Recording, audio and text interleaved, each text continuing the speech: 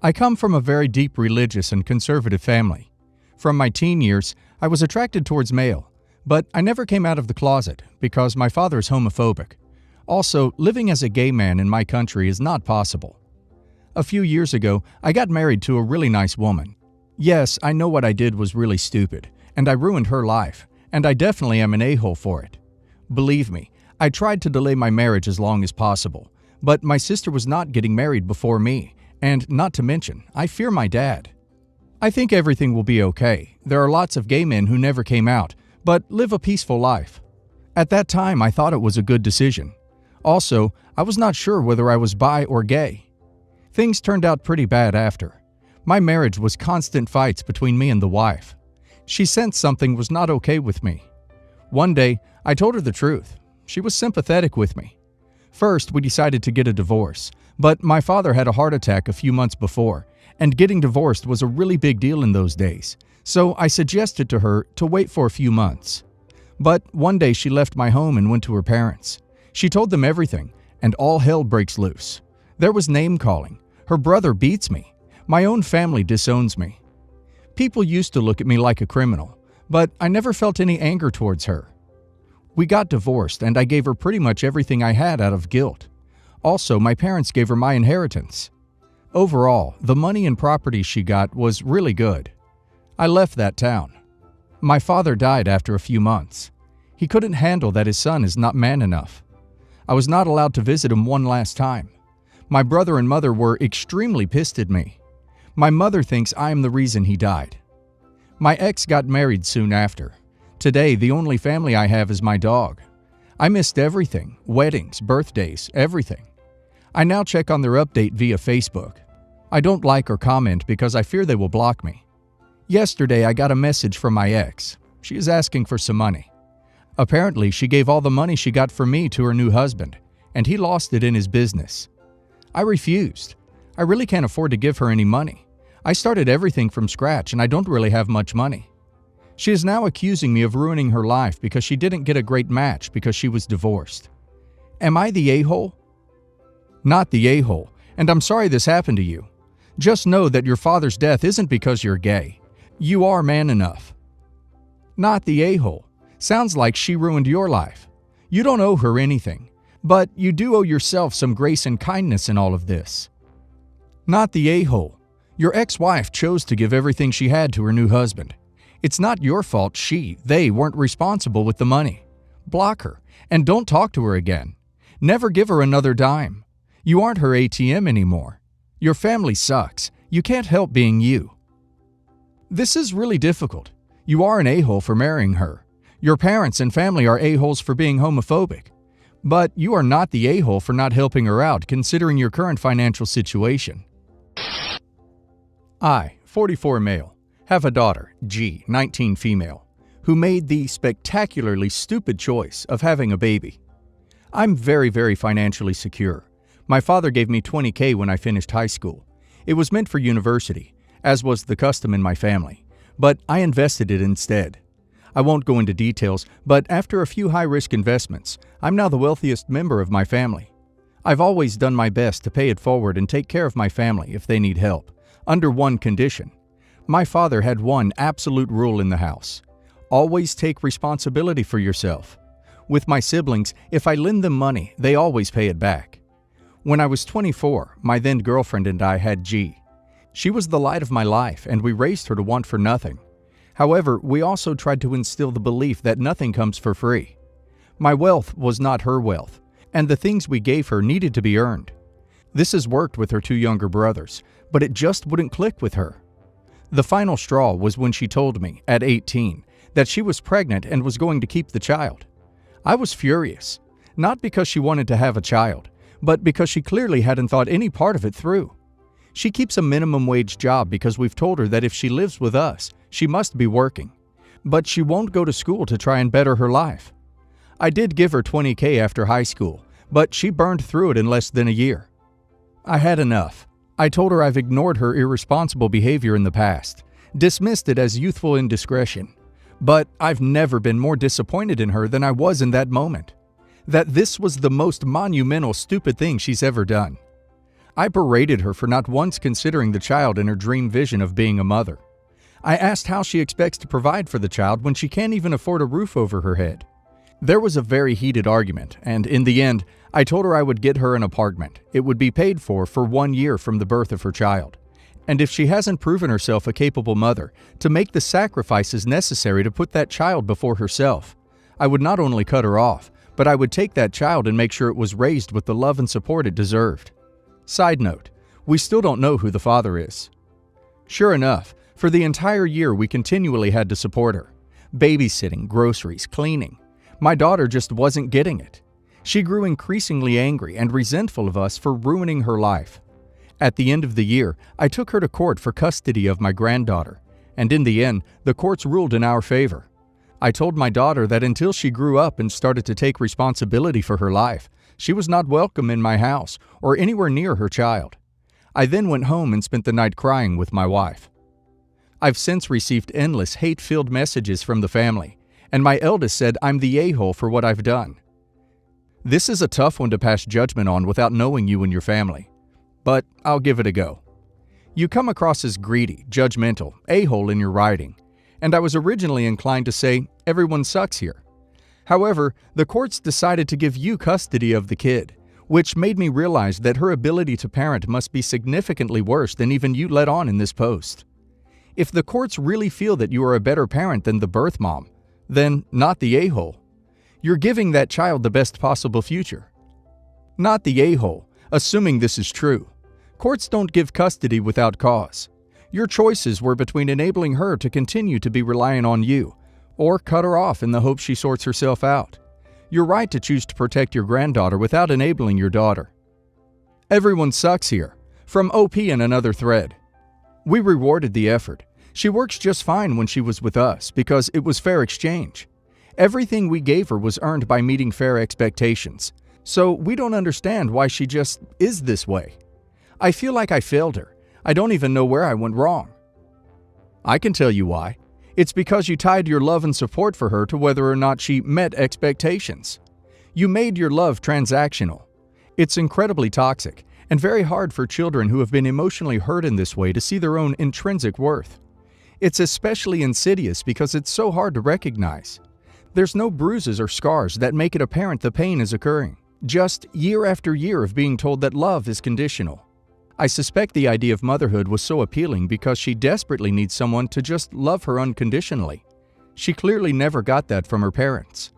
That being said, she's now an adult, and it's ultimately her responsibility to buckle down and do the year's worth of therapy it will take to undo the damage you caused.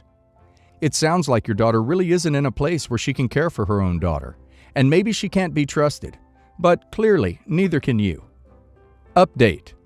So, I showed this post to my wife, and she said it reads cold-hearted, and when explained like this, I sounded like the a-hole, so I'm going to include some more info. 1. As many have pointed out, yes, I'm a stoic man. I don't really show my emotions, and never have. But I've never failed to tell my children that I'm both proud of them and love them. The issue has never been a point of contention in our daughter's life, but I acknowledge that that doesn't mean it wasn't. My wife and I are already discussing a plan to approach her with the option of family therapy. 2. The courts did not just hand over custody. It wasn't black and white, nor immediate. In the year after our granddaughter's birth, G signed up for every credit card she could and maxed them all out without making any payments on them. I only found this out after the fact and have since paid off all of them, but her most recent. She spent the money on fast food, expensive toys, designer brand things. None of the transaction history reflected any attempt to care for her daughter. 3. 6 months after her birth, my wife hired a nanny to help take care of our granddaughter so that G could return to work. G ran that nanny and 4 others off. She expected them to be her servants, and they wouldn't tolerate the aggression. Furthermore, she was fired from the job she did have for work refusal, wouldn't return to work, and though my wife helped her find employment numerous times, salaried employment through her friends, our daughter would either quit, be fired, or stop showing up altogether. 4. The courts ordered her to attend parenting class. She refused. They ordered her to speak to a professional to rule out PPD. She refused. 5. Our daughter called us every vile word under the sun, and has accused us of stealing her child many times through her text messages, emails, and voicemails. But she has not once actually asked to see her daughter. I can't speak for communications with her brothers, however. 6. I'm terrified of letting her meet her daughter. Right now, she's blaming her mother and I for ruining her life. What will happen if she directs that anger at her daughter? 7. Yes, I absolutely want my daughter to regain custody. Initially, I used the threat of taking her to try and scare her into taking responsibility, to wake her up to the reality that the bank of mom and dad will not support her through her life. It was because of just how bad the situation became in that year that my wife and I ultimately decided we needed to take custody for our granddaughter's sake. But if G can show and prove that she's accepted both her responsibilities as a parent as well as her responsibilities as an adult, then we absolutely will return custody. But right now, that is not an option. 8. My daughter is not homeless, although we've paid for the apartment for another year, because we absolutely do not want her to be on the streets. She's refusing to go back there and instead living with her aunt. I don't get along with my immediate blood family. About 10 years ago, I went through a nasty divorce. I briefly stayed with a sis, sharing a room with her oldest stepdaughter, who was in her late teens, and we formed a close bond. I started teaching her photography and helping all 7 of my sis's kids with their homework. About 8 months later, my sis called me a W in front of her kids and kicked me out of the house. I had started dating again. Whole family disowned me. At the time, I understood because I wasn't hiding the fact that this time I wasn't going to let them live my life for me. I was homeless briefly and eventually moved 1,000 miles away. Almost a year later, my sibs went through their kids' social media accounts and blocked me. They both told me they wanted nothing to do with me and to stay out of their lives. A large circle of friends also blocked me. I was confused. I was hurt. I assumed it was because I was living in sin. I didn't find out the whole truth until about 2 years later, when my mom called me and told me my sister had accused me of horrid things. Apparently, my sis caught her month from 18 stepdaughter sneaking out, a year after I left, by the way, found an S toy after searching her room, and after going through the girl's emails and had seen where she was sending naughty pictures to her boyfriend at the time. I knew nothing about it, but was blamed for it. I set things straight with my mom, said niece had gotten back in touch with me after turning 21, and she also set things straight. My sibs have never apologized, but did start to send me messages after they found out, through our parents, that I was going to have a kid. Suddenly they want a relationship and brush the dirt under the rug and move on. My parents, who also disowned me, suddenly wanted to visit and have made a yearly visit since. They put me back into the will, or at least my kids are, and they pretend everything is fine. They just visited recently, and it was a pretty awful visit, including them telling me that I need to mend fences with my sisters. I've informed them I don't care if I ever see my sisters again. My kids are not going to meet them, and my husband and I have no intention of changing our minds. As a person in the educational field, my sisters could have literally ruined my life with false accusations, and since this is now a pattern, I can't take that chance. Also, I'm having a really hard time with my parents only wanting a relationship with me because of my kids. My mom has hinted at contesting our will, that they are not named guardians obviously, and she thinks that giving gifts means you owe her something. I've always felt like such a disappointment, even though I'm literally their only kid who is able to support herself and family without their help. One sis has 7, the other 5 kids, and they both live on my parents' land. But I'm the black sheep who left and am taking my family to hell. Actually told this. This isn't even half the drama, but I don't have enough space. Not the a-hole. Cut off your parents too. Your life will be a lot less stressful. They betrayed you and have done nothing to make amends. Not the a-hole. Because you have kids. It's the best thing for everybody if you just cut your sibs and parents off completely. If in 20 years your kids and their cousins decide they want to have relationships separate of their parents' problems, that's one thing. But bringing them around these people now is a bad idea. Backstory. My grandpa and grandma were high school sweethearts. She was set to go to college after graduation, but he convinced her to stay in her hometown and marry him instead. Something she regrets to this day. He promised to take care of her, and she'd get to be the stay-at-home mom and housewife. They get married and have 2 kids, my dad and my aunt. He goes to work for a very big multi-conglomerate company. Not saying which one, but chances are you have at least 10 of their products in your house right now. This job involves taking a lot of business trips. You see where I'm going. Around when my dad was in his early teens, my grandma realized that Grandpa was being weird, distant. I'm not sure what the final straw was, but she hired a private investigator to investigate him on his next trip.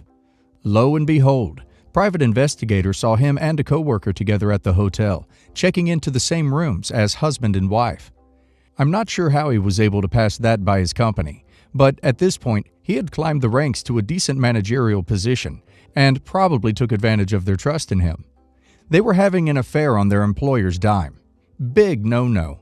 So private investigator gets photographic evidence and Grandma's heart is shattered. She divorced him, of course. It was messy. Grandpa didn't want custody of his own children. He just completely abandoned them to play house with his new toy. After the divorce, he even brought her children, his stepkids, around to paternal family events instead of my dad and aunt. It was really messed up. So during the divorce, and bear with me, my dad told me this story and I'm not sure how exactly legal proceedings went back then. My grandma showed him the evidence she had of his affair. She and her lawyer threatened to send proof to his employer unless he signed the divorce agreement. That basically granted her an insane amount of alimony for the rest of her life, or until she remarried, which she never has. The agreement also covered all legal fees. He was ducked either way, so he signed it. The divorce went through, and then she sent it to his company anyway. He and affair partner were fired. His professional reputation never recovered. He was forced to find an entry-level job in a different industry. He and affair partner are now completely estranged from his family, for a couple of reasons, but their relationship was already strained because of the affair. He is a crappy father, a terrible husband, and an awful person. And because he pays alimony until my grandma is dead, he and his wife can't retire at almost 80. I'm sure if he signed a divorce agreement based specifically on her not sending that info, the agreement would be invalid once she did. This is either fake or your grandfather is an idiot who didn't consult a lawyer. With him being in a managerial position at a big company, it's probably not the latter. I'm sure the sign this or I send the pictures to your company thing was unofficial, since it's essentially blackmail, so it wouldn't actually affect the divorce since he never officially agreed to it. I'm neither a lawyer nor the grandpa, so wouldn't know though. Just a speculation.